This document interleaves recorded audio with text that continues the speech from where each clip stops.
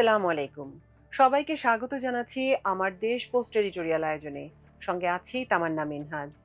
আমার দেশের সহযোগী সম্পাদক আলফা জানামের লেখা প্রধানমন্ত্রী সফর নিয়ে দিল্লির অস্থিরতা পোস্ট এডিটোরিয়ালটি এখন আপনাদের শোনাবো। প্রধানমন্ত্রী তারেক রহমানের ভারত সফরের আমন্ত্রণ নিয়ে দেশটির গণমাধ্যম এবং সাবেক কূটনীতিকরা এক ধরনের অস্থির সময় পার করছেন। একটি স্বাধীন সার্বভৌম রাষ্ট্রের সরকার প্রধান কখন কোন দেশ সফরে যাবেন তা নির্ধারণ করার এখতিয়ার সম্পূর্ণ নিজের। ভারতীয় গণমাধ্যমের প্রচারণা দেখে মনে হচ্ছে আমন্ত্রণ জানানোর সঙ্গে সঙ্গে বাংলাদেশের প্রধানমন্ত্রীর উচিত ছিল দৌড়ে সে দেশে চলে যাওয়া, যেমনটি আমরা পতিত স্বৈরশাসক শেখ হাসিনার ভারত সফরের সময়গুলোতে দেখেছি। শেখ হাসিনার ১.৫ দশকের শাসনে বাংলাদেশের উপর ভারত এক ধরনের প্রভুত্ব কায়েমের চেষ্টা চালিয়েছে। এটি এদেশের মানুষের কাছে কোনো অস্পষ্ট বিষয় ছিল না। বাংলাদেশের মানুষ সব ধরনের অধিকার হরণ ও নিপীড়নের পক্ষে ভারতের জোরালো অবস্থান ছিল। জনসমর্থনহীন একটি সরকারকে সমর্থন দেওয়ার বিনিময়ে দিল্লি বাণিজ্যিক ও কৌশলগত সব ধরনের স্বার্থ আদায় করে নিয়েছে। এ সময় রাষ্ট্র হিসেবে বাংলাদেশ তার স্বাধীন সত্তা হারিয়ে ফেলেছিল। শেখ হাসিনার পররাষ্ট্রমন্ত্রী কে আব্দুল মোমেন দুই দেশের সম্পর্ককে তুলনা করেছিলেন স্বামী স্ত্রীর সম্পর্কের সঙ্গে, যেন দুই দেশের মধ্যে কোনো স্বার্থগত সম্পর্ক নেই। ভারত যা চেয়েছে বাংলাদেশ শুধু তা পূরণ করে গেছে।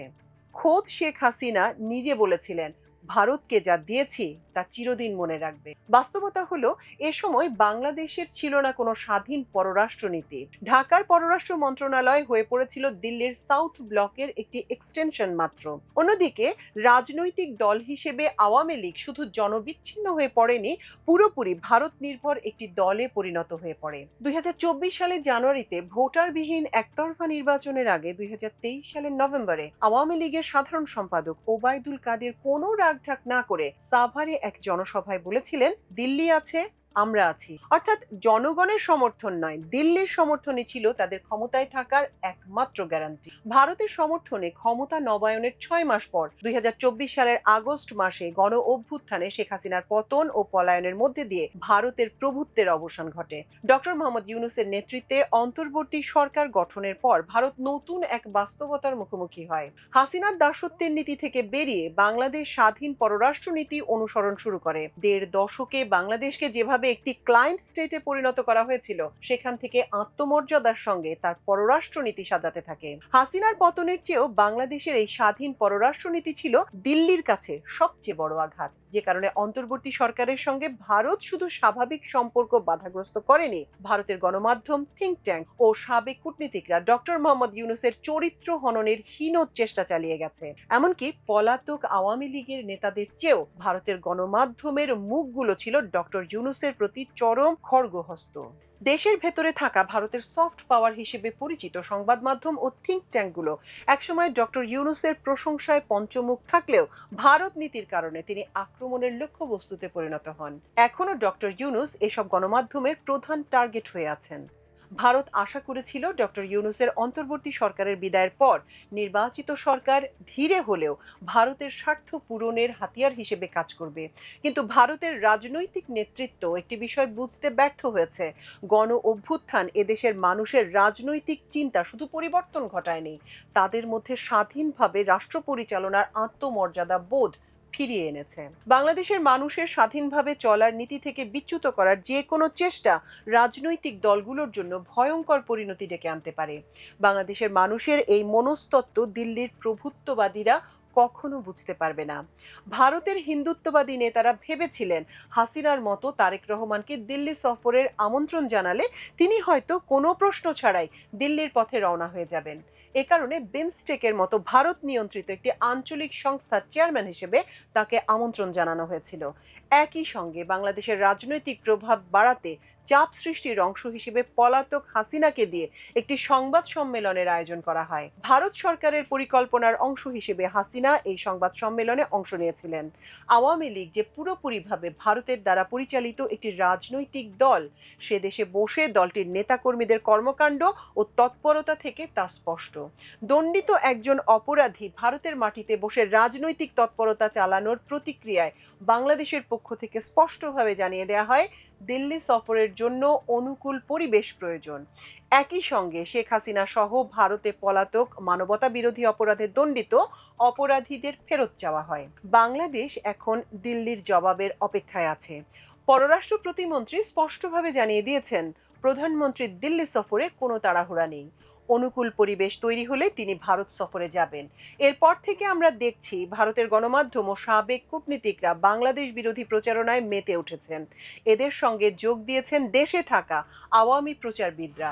তাদের বক্তব্য হচ্ছে, বাংলাদেশের প্রধানমন্ত্রীর উচিত ছিল আমন্ত্রণ পাওয়া মাত্র দিল্লি সফরে যাওয়া, যেমনটি শেখ হাসিনা করতেন। বাংলাদেশের সুবিধা মতো সময়ে সফরে যাওয়ার কথা বলে ভারতকে নাকি অপমান করা হয়েছে।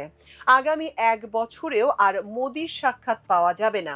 অন্যদিকে ভারতীয়রা ভয় দেখাচ্ছেন, ভারত যদি ডিজেল আর বিদ্যুৎ সরবরাহ বন্ধ করে দেয় তখন বাংলাদেশের কি হবে। তারা ভুলে গেছেন, বাংলাদেশকে কোনো কিছুই ভারত বিনা পয়সায় দেয় না, প্রতিটি পণ্য কিনে নিতে হয়।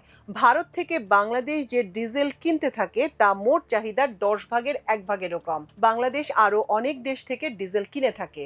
অন্যদিকে ভারত থেকে বিদ্যুৎ কেনা নিয়ে এদেশের মানুষের মধ্যে ক্ষোভ আছে। আজকে বিদ্যুৎ খাতে যে বিপর্যয় তৈরি হয়েছে তার প্রধান কারণ ক্যাপাসিটি চার্জ সহ অতিরিক্ত দামে বিদ্যুৎ কেনা। এছাড়া ত্রিপুরায় পালাটানায় ভারত যে বিদ্যুৎ কেন্দ্র নির্মাণ করেছে তার যন্ত্রপাতি নিয়ে যাওয়া হয়েছিল বাংলাদেশের তিতাস নদ ভরাট করে রাস্তা তৈরি করে। এসব যন্ত্রপাতি আশুগঞ্জ বন্দর দিয়ে বিনা শুল্কে ভারতে নেওয়া হয়েছিল। ভারতের গণমাধ্যমে বাংলাদেশ বিরোধী প্রচারণায় নতুন এক ইস্যু তৈরি হয়েছে, ত্রিদেশীয় মক্কা প্রতিরক্ষা চুক্তিতে বাংলাদেশের যোগ দেওয়ার সম্ভাবনা নিয়ে। এ নিয়ে ভারতের নিরাপত্তা বিশ্লেষক আর গণমাধ্যমের যেন ঘুম হারাম হয়ে গেছে। সৌদি আরব, তুরস্ক ও পাকিস্তান নতুন যে প্রতিরক্ষা চুক্তি করেছে তাতে বাংলাদেশ যোগ দেবে কিনা তা নিয়ে এখনো কোনো আলোচনাই শুরু হয়নি। এ নিয়ে বাংলাদেশকে কোনো আনুষ্ঠানিক আমন্ত্রণও জানানো হয়নি। সৌদি ক্রাউন প্রিন্সের পক্ষ থেকে রিয়াদ সফরের জন্য প্রধানমন্ত্রীকে আমন্ত্রণ জানানো হয়েছে। বাংলাদেশের পররাষ্ট্র প্রতিমন্ত্রী হুমায়ুন কবির এই প্রতিরক্ষা জোটে যোগ দেওয়ার বিষয়ে রাষ্ট্রীয় সংবাদ সংস্থাকে দেয়া এক সাক্ষাৎকারে বলেছেন, বাংলাদেশ ফার্স্ট নীতিকে সামনে রেখে আন্তর্জাতিক অঙ্গনে ভারসাম্যমূলক পররাষ্ট্রনীতি বজায় রাখছে বর্তমান সরকার। বিশ্ব অর্থনীতি ও বাণিজ্য বজায় রাখার ক্ষেত্রে সৌদি আরব, পাকিস্তান ও তুরস্কের সমন্বয়ে গঠিত সম্ভাব্য অর্থনৈতিক বা প্রতিরক্ষা ফ্রেমওয়ার্কে যুক্ত হওয়া নিয়ে বাংলাদেশ তার নিজস্ব স্বার্থ বিবেচনা করেই ইতিবাচক অবস্থানে রয়েছে। বাংলাদেশ যে কোনো দেশের সঙ্গে সম্পর্ক বা জোটে যোগ দেওয়ার ক্ষেত্রে অবশ্যই নিজের স্বার্থকে প্রাধান্য দেবে। ভারতের সঙ্গে কোনো দেশের সম্পর্ক কেমন তা বিবেচনা করে বাংলাদেশের পররাষ্ট্রনীতি চলতে পারে না। ত্রিদেশীয় জোটে যোগ দেওয়ার মাধ্যমে যদি বাংলাদেশের প্রতিরক্ষা সক্ষমতা বাড়ে এবং অর্থনৈতিকভাবে লাভবান হয় তাহলে নিশ্চয়ই বাংলাদেশের যোগ দেওয়া উচিত। ভারতের সঙ্গে পাকিস্তান বা তুরস্কের সম্পর্ক খারাপ আছে বলে বাংলাদেশ এসব দেশের সমন্বয়ে গড়ে ওঠা জোটে যোগ দিতে পারবে না, দিল্লির এমন আশা করা উচিত নয়। সার্কের মতো একটি সহযোগিতামূলক সংস্থাকে অকার্যকর করে ভারত প্রমাণ করেছে আঞ্চলিক যে কোনো জোটে নেতৃত্ব দেওয়ার মতো যোগ্যতা ভারতের নেই। ভারতের পররাষ্ট্রনীতি পরিচালিত হয় ক্ষুদ্র স্বার্থের ভিত্তিতে। যে কোনো জোট গঠন ও নেতৃত্ব দেওয়ার ক্ষেত্রে যে উদার নীতি প্রয়োজন তা ভারতের নেই। মধ্যপ্রাচ্য সংঘাতে ভারতের দীর্ঘদিনের মিত্র ইরানকে পরিত্যাগ করে ইসরায়েলকে সহায়তা করেছে, তা থেকে প্রমাণ হয় দেশটি তার মিত্রদের কাছে কতটা অবিশ্বস্ত। বাংলাদেশের প্রধানমন্ত্রী সফর নিয়ে দিল্লিতে যে বাংলাদেশ বিরোধী শোরগোল চলছে তা মূলত শেখ হাসিনা আমলে প্রতিষ্ঠিত প্রভুত্ব হারানোর বেদনা। 2024 সালের 5ই আগস্ট শুধু হাসিনার পতন হয়নি, বাংলাদেশের উপর দিল্লির আধিপত্যেরও পতন হয়েছিল। এখন তারেক রহমানের সরকারের উপর নানাভাবে চাপ সৃষ্টি করে পুরনো অবস্থায় ফেরত আনতে চাইবে ভারত। বাংলাদেশের মানুষ স্বাধীন পররাষ্ট্রনীতির মাধ্যমে যে আত্মমর্যাদা ফিরে পেয়েছে তা থেকে সহজে আর সরে আসবে না। তারেক রহমানের সরকারের সে উপলব্ধি আছে বলেই মনে হয়। দর্শক, এই ছিল আজকের উপসম্পাদকীয় আয়োজন। এতক্ষণ সঙ্গে থাকার জন্য কৃতজ্ঞতা। আল্লাহ হাফেজ।